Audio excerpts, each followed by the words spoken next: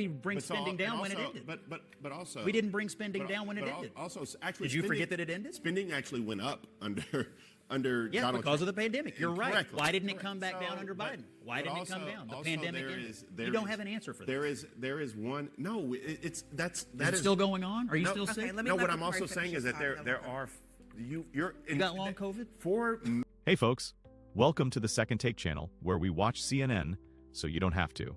Last week, Scott Jennings was a guest on Newsnight with Abby Phillip, and he quickly stood out as the only one who seemed to know the Constitution and had completed a basic civics course. The show kicked off by supporting a communist candidate for mayor in New York, which makes me think Democrats there might have missed some important points. But it only got more outrageous from there. The discussion descended into chaos as the panel criticized ICE, stirred up fear over Trump's immigration plan, and tried to claim that the impressive bill is somehow harmful to the audience. So, get ready to see Scott Jennings take apart a group of liberal pundits. Let's jump in! To send a message to every New Yorker who refuses to hide in the shadows. If you speak up, they will come for you. We will not accept this intimidation. But it would be illegal if he interfered with federal agents who were trying to enforce federal law, would it not? He can tell city agencies, like the officers in the Department of Corrections, not to bring people over to ICE at Rikers. You can do that. You can't tell ICE what to do if you're the mayor of the city of New York, but you can tell what your own departments to do, and it can make a big difference. I know that because I passed a bill when I was speaker that said that. So you're saying that the position of the socialists here in New York now is that they should use city resources to interfere with the federal government's enforcement of the law? Absolutely not. I'm saying the city resources shouldn't get involved in what the feds are doing. There's no reason that the city resources should make their jobs easier. But he's running. It's part of his platform. Do you support the platform or not? That's my question, is what's the position of the Democrats in New York? Are they going to follow this socialist trying to interfere with federal agents or not? What will the Democrats do? He's not trying to interfere with federal agencies. He's literally said it. He is going to implement the laws that exist, which prevent city agencies from working in cahoots with federal agencies. That's very cute. Well, I mean, I for you guys, but not to for her. us. But to her point, I mean, you're asking, does she support what he's saying? But that's actually already the New York City correct policy. That's the law. So it's not something new. That But I mean, I don't.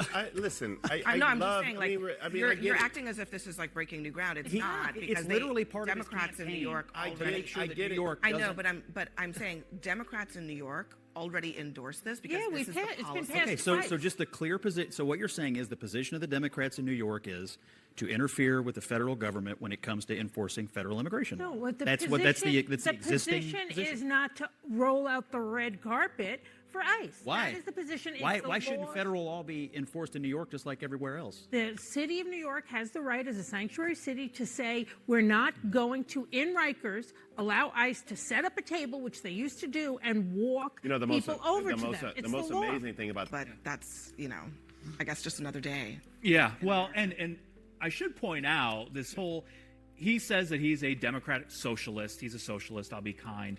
But calling him a communist is not far off base when he talks about seizing the means of production. That is a communist party plank. He is talking about doing that. So I don't have any problem with calling him what he is. And I don't have any problem calling Donald Trump a felon or charged with rape, or the fact that he doesn't pay his vendors, or the fact that he's racist because he illegally discriminated against he was. So I don't have any problem. And you're right. And As you know all what? of You those may things. have a Democratic socialist elected as mayor of New York City. No, you agree with Pete that he is a communist then? He's not a communist. He's a socialist. He said seize the means of production. He's a socialist. He is not a communist. I'm not a socialist, He's but he literally calls himself. he's using the language of the Bolsheviks, is he not? He's not. He's a socialist, not a communist. Those are Seizing the different. means of production? That's called socialism, not communism. Use that the USSR All and Stone Those are Dormer different debaters. things, That's where you though. hear I mean, that like, stuff. you- Everyone They're coming up different. next. So, Mom, Donnie is just terrible. I can't believe I'm even bringing this up, but we need to talk about what that quirky red-haired lady said. She basically said, "We're not exactly rolling out the red carpet for ICE agents." She made it seem like, am I right, everyone? Isn't that crazy? Why wouldn't New York City warmly welcome ICE and federal agents? Why not thank the president for helping keep New Yorkers safe? This is what happens when liberals focus more on catchy phrases and headlines than on the law and common sense. ICE isn't targeting yoga instructors. They're deporting people who are in the country illegally. That's not controversial, it's just the law. On Newsnight with Abby Phillip, enforcing immigration laws is almost treated like committing a hate crime. Growing up, we all learned that if you break into someone's home, you get arrested, if you trespass, you're escorted out, and if you enter a country illegally, you're deported. It's really as simple as that. It's not a complex ethical issue. I can't believe we're still talking about this. It's as nonsensical as thinking men can give birth. So let's just poke fun at it, make jokes, and move forward. The fact that this is still a topic of debate is telling. We're getting sidetracked and are on the brink of completely losing our direction. Let's refocus. The number of people in this country, right? The huge sums of people who make less than $100,000 a year cumulatively are taking home less than 16% of the value of this bill in terms of tax cuts. And you keep Nobody is saying disputing Americans want that. In the most recent CNN poll, about 49% of Americans were opposed to the big, beautiful bill. So it is not 2 to 1 But that not to the Americans tax want cuts it. being But it's extended. all one thing. It's Look, the big, beautiful look, bill, and they are against it. on the- 49%. Scott, on the J.D. Vance of it all. Look, I'll tell you what has changed. Because between 2019 and 2024, we went from spending $4.5 trillion in this country to almost $7 trillion. And during that same time period, we now spend 50% more on the Medicaid program over a 5-year period. Ultimately, the rate of growth in our federal budget and in this particular program is not sustainable. It is not politically unpopular to say we don't think illegal immigrants should be getting welfare benefits. It's not politically unpopular to say, why does someone who works for a living have to get up and go fight for what they get, but somebody who won't get off grandma's couch won't? These are things Republicans can absolutely run on. Scott, a lot of one of the people things- dispute but that let me just- characterization. Healthcare should not be used as a bargaining chip in forcing people to do certain behaviors. I understand the economically. debate. I understand the debate. But ultimately, if you're going to have a conversation in this country about getting people off of welfare and into the workforce, at some point, the rubber meets the road, whether that's on health care or any other government benefits they get. When does the rubber meet the road for the wealthy? What do you mean? They pay most of the taxes in this country. When does the rubber? Vast majority of the taxes When does paid the by the rubber top meet? 5%. I think when does the this rubber? conversation is like they When does don't, the but rubber this meet is the road for also the not a- wealthy? When do they have to? When do we have to make tough choices and say, okay, maybe they can pay 2% more? Does that ever happen? Well, I mean, people argue about taxation rates all the time in campaigns, and this bill, I mean, the wealthy still pay the top rate That in this country. conversation did not happen with Republicans. Bakari, last word.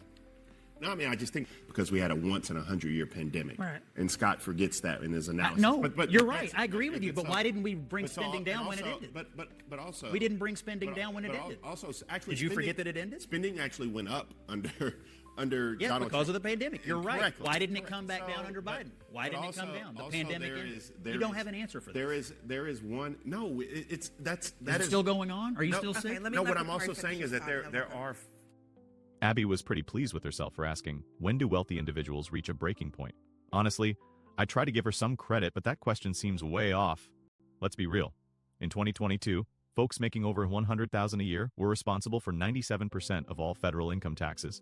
Meanwhile, because of Trump's big legislative change, those earning under $100,000 received 16% of the benefits, even though they only paid 3% of the taxes.